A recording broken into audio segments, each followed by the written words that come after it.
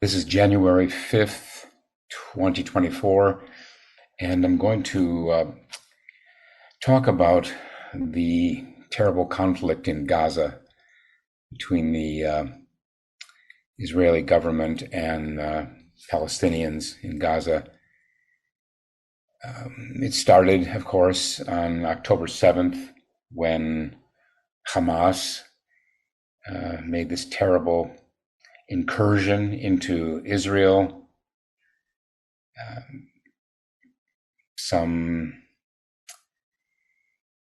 1,400 Israelis were left dead.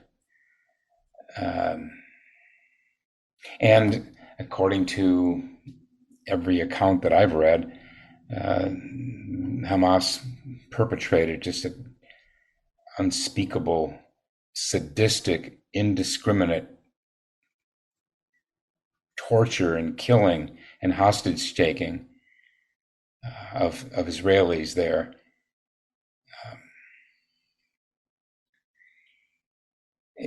Part of the problem in evaluating right and wrong in all this is having to rely on media reports. It's mediated. Our information for all of us is mediated, and there are some question about the reliability of the statistics. Not in large. It seems pretty. I haven't heard people disputing that there were 1,400 Israelis dead and all these terrible atrocities that happened. One account that I read reported that the idea that the report that 40 babies had been decapitated had been walked back. It doesn't matter. What happened there was just unspeakable, and it's natural that the Israeli government would want revenge. A basic instinct for retribution seems to be ingrained in human nature. You see this in art. There's a long history of vengeance in art.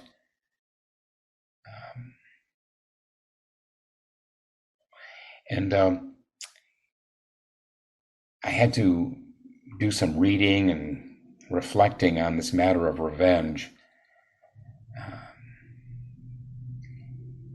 It seems to be a wish for a re-establishment of universal justice.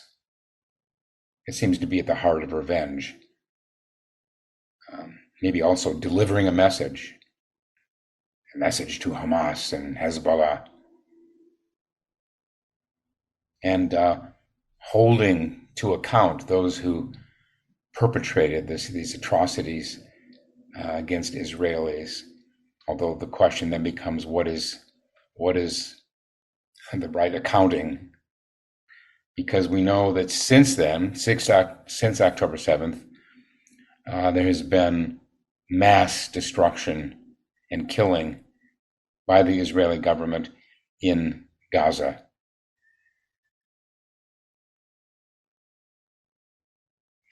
The reports I've read say that at least 18,000 Palestinians have been killed. According to another source, Al Jazeera, more than 22,000 residents of Gaza have been killed, 70% women and children, according to the Palestinian Authority Health Ministry.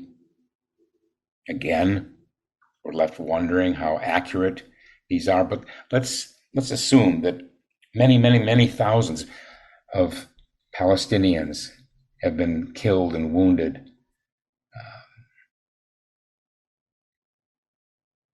And reports say that most of Gaza's 2.3 million people are now homeless and trapped in a tiny, embattled coastal enclave with little food, water, medical care, fuel, or secure shelter. The basic infrastructure of Gaza has been destroyed.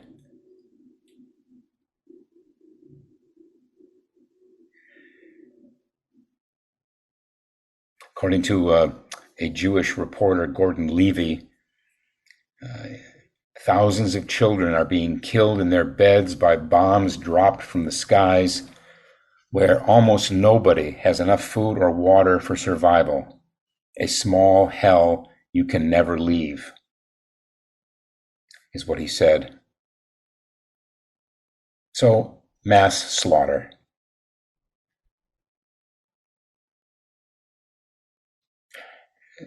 Israel's defense minister is quoted as having said that the Palestinians are human animals.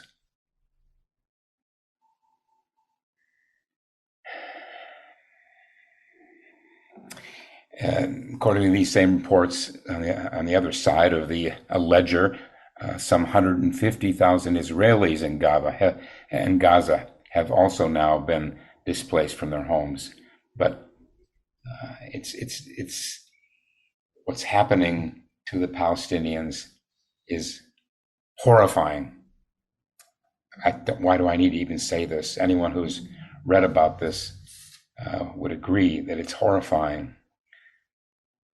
The question is it justified? And that brings us back to revenge. Delivering a message, holding to account. There's this old saying, revenge is sweet. I found an article from Psychological Science magazine. This goes way back to 2011, but surely human nature hasn't changed much since then.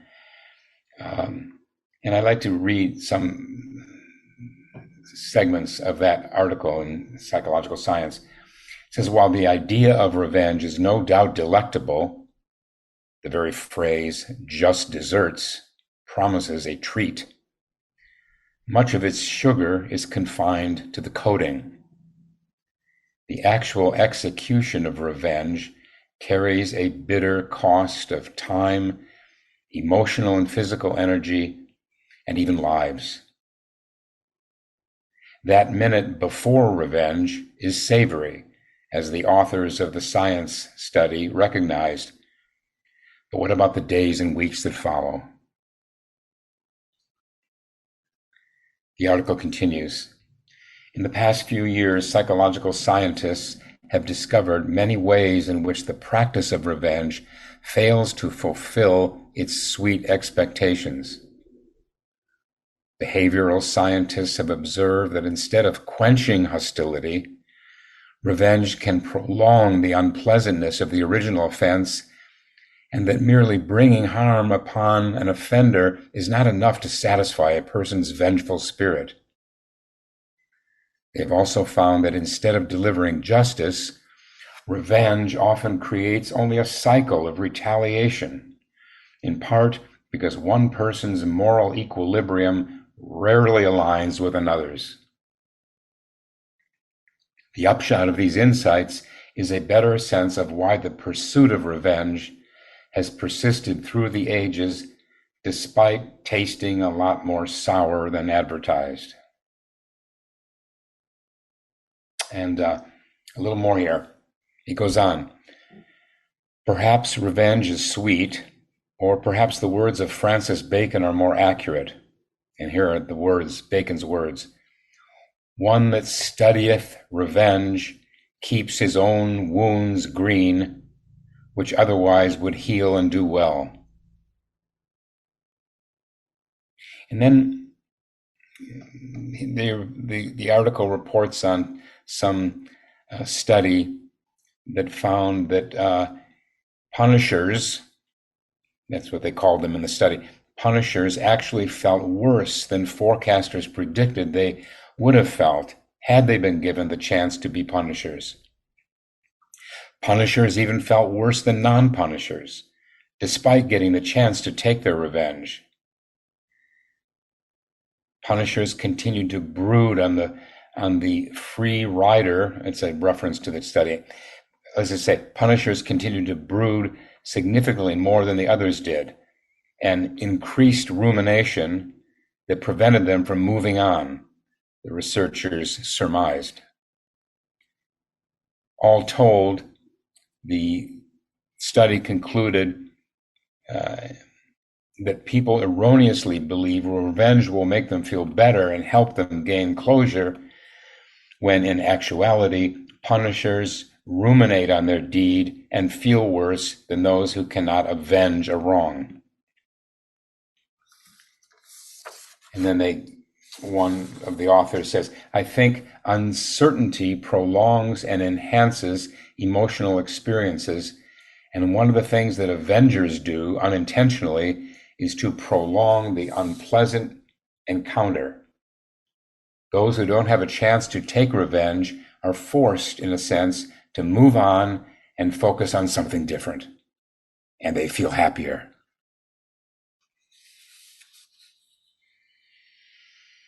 Well, that's pretty compelling evidence of the folly of revenge and how it just circles back on the one who is exacting revenge. But can we put ourselves in the place of the Israelis and what they saw? What happened? I've heard that Israel is such a small country, relatively speaking, certainly relative to the United States, that every citizen of Israel knew someone who had been killed on that October 7th attack. And the viciousness of the attack, what we have to ask ourselves, right? I'll ask myself, how would I respond to that? A family member, Sangha member, having suffered that atrocious violence, how would we respond? We might also ask how we would respond if we were Palestinians who've been forced off their land and for decades been crowded into a much, much smaller territory and been deprived of so much of what they had by their neighbor, Israel. This is a dilemma. Who would say that Israel should do nothing? No one's going to say that. But what Israel has set about to do, let's forget about right and wrong. We don't need to dwell on right and wrong. In any long dispute, and there isn't much of longer a dispute than that between Israelis and Palestinians. In any long dispute, you can be sure that both sides are at fault somehow. Okay, now let's consider the intelligence or lack of intelligence behind this retaliation.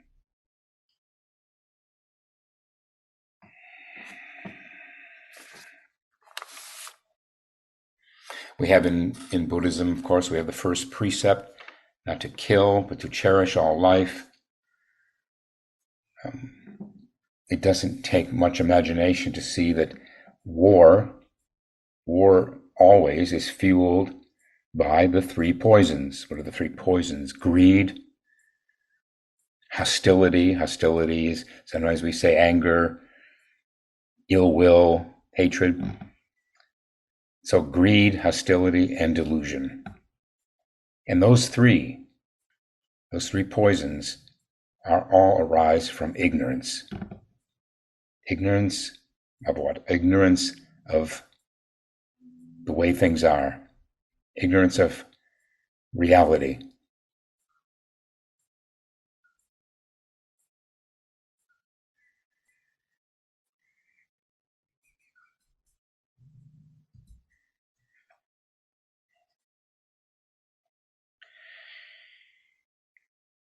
reality is that none of us is separate from anyone else. We're different. Oh, we're so different. Although these the Israelis and the Palestinians in some way are not so different in many ways.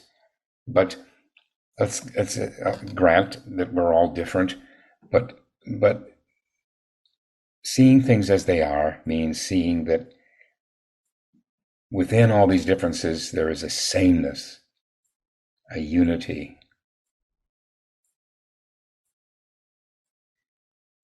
And it is not seeing that, it is being ignorant of that that causes us to react with greed, hostility, and delusion. Over and over again in the sutras, the Buddha makes the point that hatred breeds more hatred. And to paraphrase, one who kills another digs two graves. And then we have this doctrine of karma.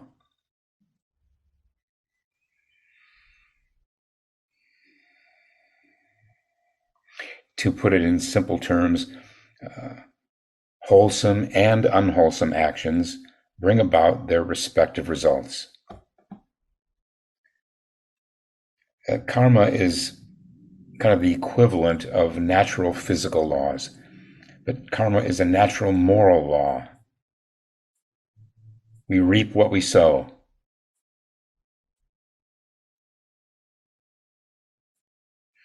In some source, the Buddha called the law of karma the light of the world because it illuminates how life unfolds and why things are the way they are. Cause and effect.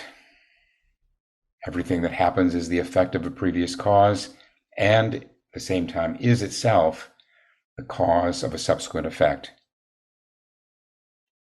Well, that's karma laid out most simply. In another text, Buddhist text, the Buddha very bluntly says, if you think too much about karma, you'll go crazy. Because it illuminates how life unfolds and why things are the way they are. I've been asked numerous times to explain the law of karma, and other than the simple terms I just used, I say it's immensely complex and subtle and encompassing. I wouldn't dare or venture to try to explain karma in all of its complexities.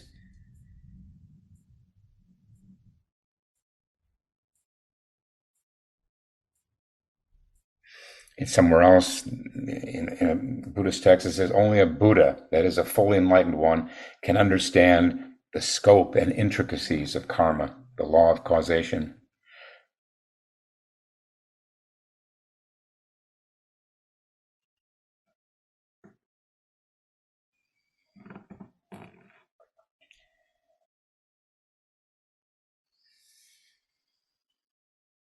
Zen Master Dogen, the 13th century great Japanese Zen master, said those who would practice the Dharma must deeply, deeply believe in the passing nature of things and have faith in karma.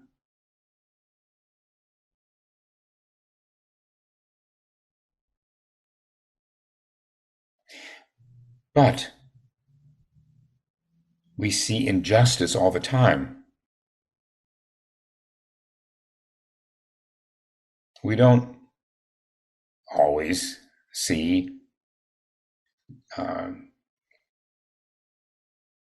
harmful actions resulting in, you don't often see things that go around, come around. But then we see cause and effect only in our own lifetime.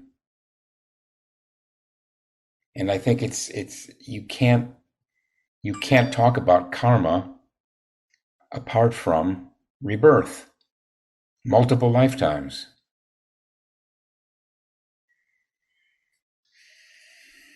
And this is where I will lose some of you who can't buy the idea of multiple lifetimes of rebirth. But I'm just going to forge ahead.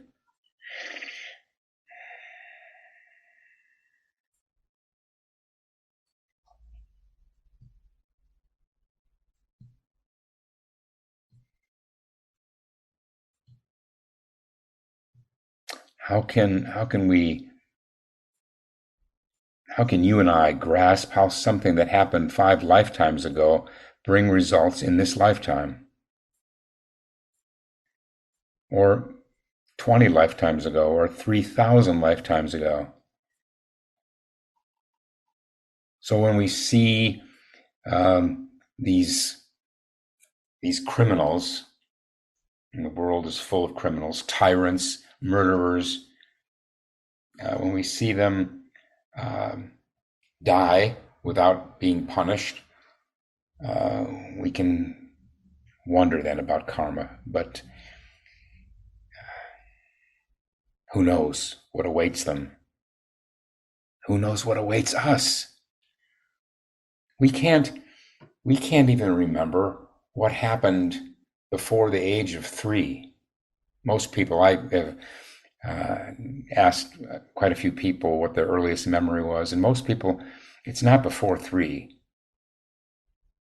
But who would say that we weren't alive before the age of 3? Of course, we were. We just don't remember it.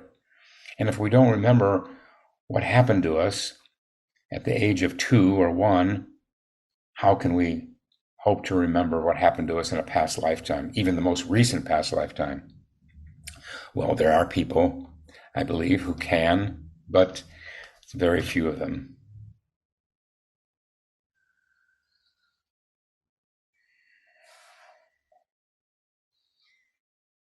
It's just the terrible tragedy of this ongoing conflict between Israel and the Palestinians. It's so tragic. How can it not just be self-perpetuating?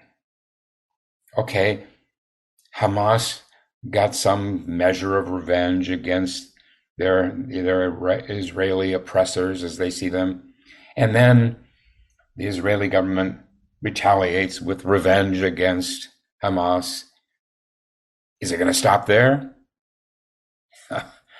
Of course not. It will go on and on and on and on.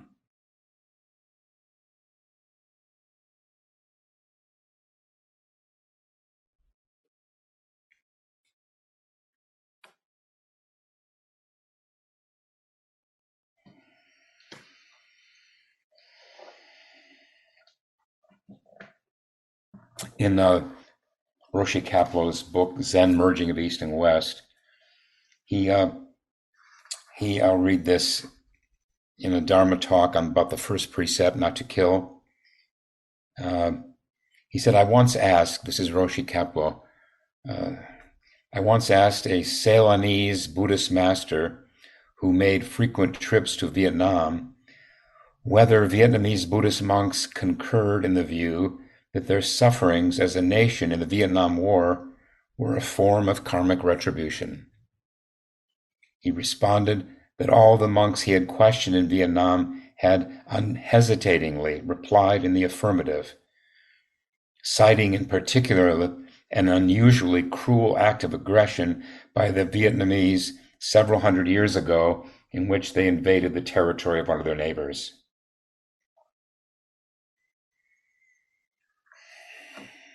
You know, there are probably hundreds of millions of people in the world who uh, unhesitatingly accept karma as a natural moral law. What goes around comes around. We reap what we sow.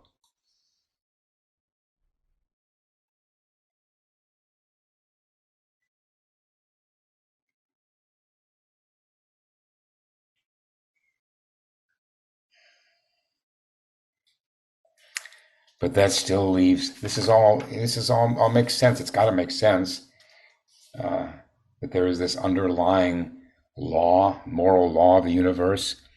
But then I think, what would you do? What would I do after on October 8th, after 1,400 or 1,200 uh, of our own people were massacred in the most vicious, sadistic, horrible way?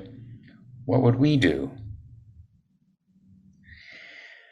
Well, luckily, we don't make those decisions. We're not in charge. But there has to be a better way than wreaking mass destruction on a people, only a percentage of whom, uh, a small, tiny percentage of whom actually um, cause the violence. Oh, then you can get into, yes, but don't Palestinians support Hamas? I don't know. I don't know. What do we have to go by? How many of the citizens of Gaza really support Hamas? Well, I've read that since all of this vengeful destruction by the Israeli Defense Forces, a lot more people, a lot more Palestinians now support Hamas. How's that working out, Israel?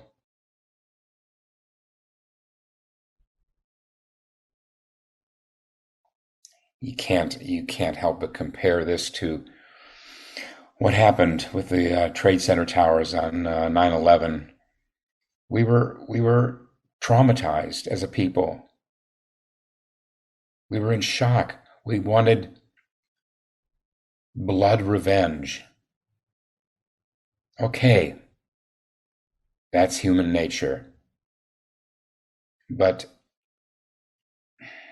it's our responsibility as people who give some credence to this law of karma that we find some other way. I know it's easy to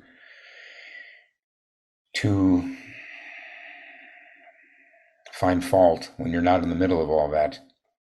That's what makes this so hard. But it doesn't mean it's less true. There is this law that will work, and what how can we, how can the Israelis, how can Hamas, how can Hezbollah uh, somehow incorporate that understanding instead of an eye for an eye?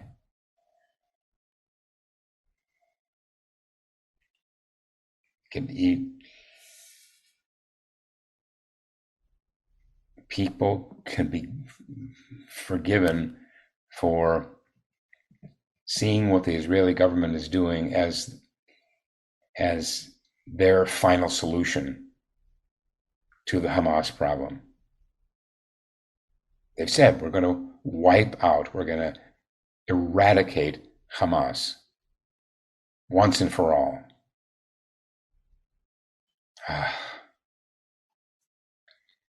It's so painful.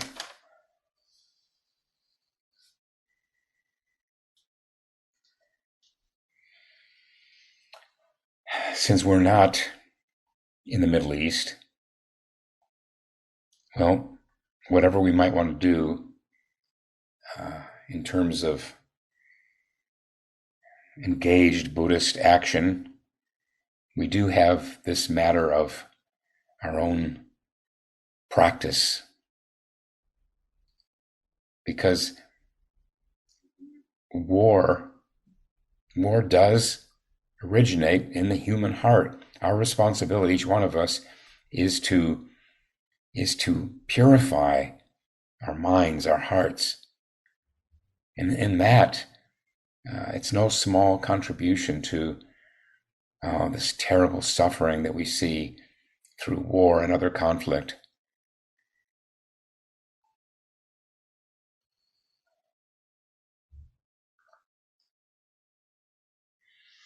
I've heard experts say that if Israel tries to remain in Gaza for an extended time, it will face endless attacks from Hamas and other terrorist organizations.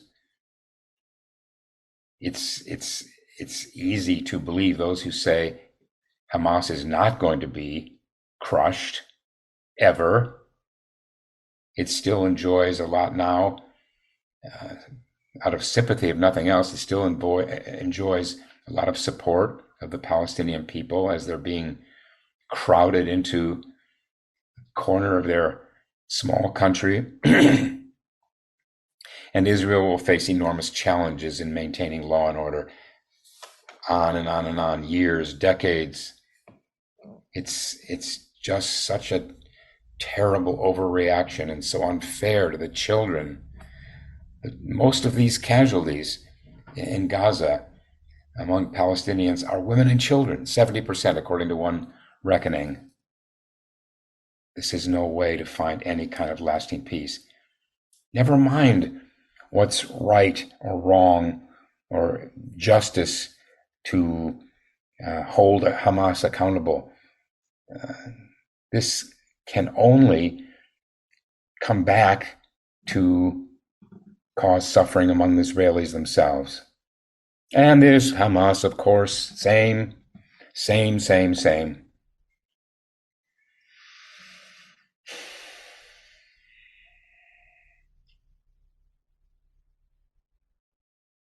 I'm going to go sit. Thanks for listening.